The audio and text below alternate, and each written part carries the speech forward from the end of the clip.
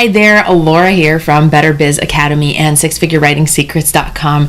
It's been a while since I made a video. I'm in my new home office and I had to show off the piece of art that's behind me to get things started. So let me kind of hop out of the way. So that's actually a painting that was given to me by my sister-in-law for our wedding, and it's so amazing. I mean, I love cats. Anyone who knows me knows that I'm like obsessed with cats. And so she wrote on the back all about like courage and strength of big kitties like that, and I just love it. The detail on it is so amazing. So you can comment below this video if you're interested in learning more about her art. She's actually a really talented special effects artist, but she's great at classic painting and charcoal and drawing and techniques too when she's not making monsters. So I had to highlight that painting just because it's so awesome. And now I want to talk about whether it's worth paying to be on Upwork in 2018. I get this question every so often from new freelancers who've never joined the site before and they're hesitant about handing over their money. Now, first of all, there's lots of other job board sites where you would have to pay a lot more. I think when I joined Contena, which is a popular freelancing site for writing leads specifically, I paid over $100 a month for several months to have access to that resource, and it was great. I was getting high quality leads, but that's really expensive for a beginning freelancer. And the ease of accessibility to Upwork is one of the reasons that I think it's one of the best sites for new freelancers. Now, I've been on Upwork for years. I pay $10 a month for my monthly plan on Upwork, and you can always purchase extra what they call connects on the site, and those are essentially bids that allow you to submit a proposal to a job. So you can certainly pay more if you want to. For me, the plan I'm on, I'm not sure if it's 100 or 200 connects per month, because I don't bid there as often as I used to because I'm so fully booked with private clients. But the $10 a month has just more than paid for itself. So for example, in 2017, Upwork brought me more than $45,000 worth of leads. So in comparison, paying $10 a month, $120 a year, it's kind of a joke in comparison to the number of jobs that you could get. And I mean, if you're not landing jobs paying $10 a month to Upwork, you may need to increase the number of connects you purchase to start landing those gigs. But it really shouldn't be long. I mean, it really shouldn't be any time before Upwork is paying for itself. And in comparison to some of the more expensive services you could pay for, Upwork has the lowest barrier to entry, super easy.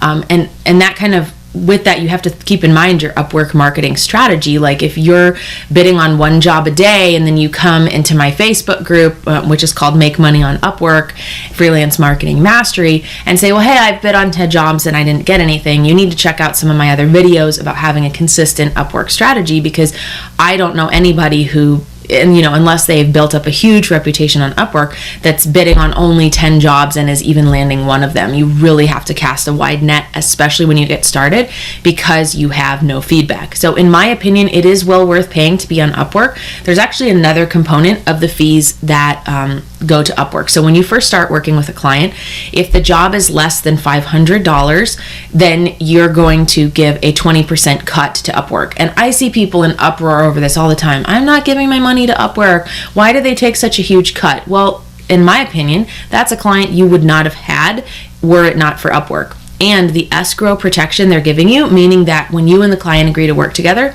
the client funds money into an escrow account held by Upwork. And then when it's time for you to get paid, the client just has to release those funds. And even if the client doesn't release those funds as soon as you submit it, after 10 to 14 days, they'll be automatically released to you unless the client were to file some type of a dispute.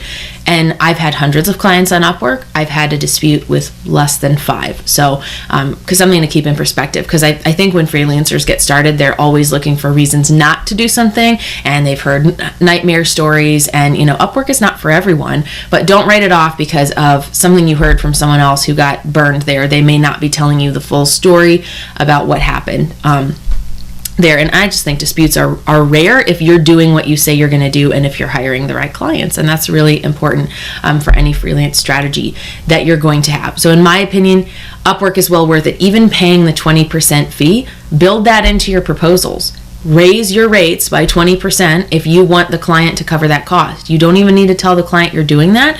I just say, this is my price, including the Upwork fee. They know you're paying a fee to be on Upwork. Clients are paying a fee as well. Once you get past $500 working with a client, and this is as of 2018 in January, so it could change, but as of right now, once you get beyond that point, your fees will drop to 10% of the project with that particular client. So it's to your benefit to have bigger projects or ongoing projects with the right client. And then after you surpass thousands of dollars with the client, it drops to 5%.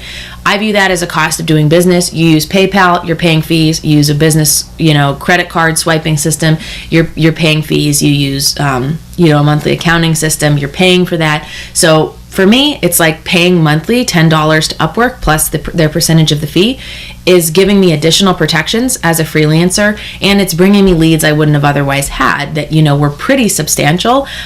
Actually, 2017 was one of my lowest years. In Upwork earnings because I have so many private clients. My private client earnings far surpassed what I earned on Upwork, but it was still, aside from referrals, Upwork was my second biggest lead source in 2016, and in all my freelance years beyond that, Upwork was a huge portion of my income going back to 2012. So consider a couple different things if you're deciding whether or not to pay for Upwork. First of all, the cost of other services that are out there. Those like Contenta for freelance writers, pretty expensive. Classify it as a cost of doing business. For $10, you're getting access to jobs you wouldn't have otherwise had and the opportunity to build your experience and build your reputation.